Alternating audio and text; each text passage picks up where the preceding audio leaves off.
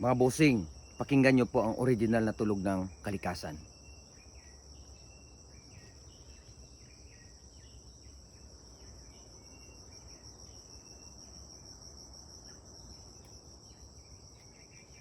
Ingay ng ilog, huni ng ibon, wala kang may marinig na mga tunog ng makina, motor.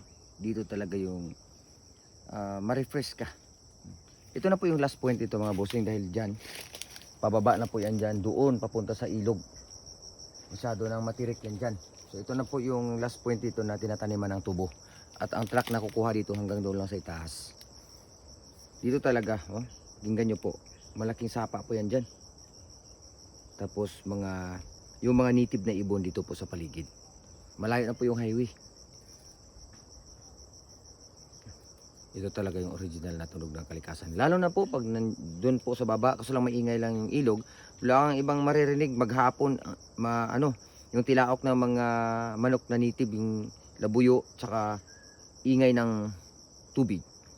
Sa yung mga tao na nakatira dyan, umalis na po, lumikas na dito kasi nung bagyong Ramil, na landslide po mga bossing. At yun, buti na lang wala pong may nakalas na buhay. Ngayon dito na po sila malapit sa highway. Pero ang produkto dyan, kahit hindi ka maglagay ng pataba, hindi ka mag-apply ng pataba sa saging, kamuti, kamuting kahoy, mga gulay, grabe po dyan mga boss, taba ng lupa.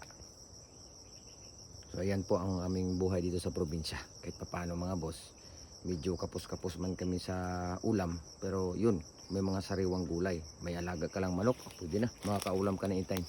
So ito po pala dito, kukuha ako ng paka ng tubo.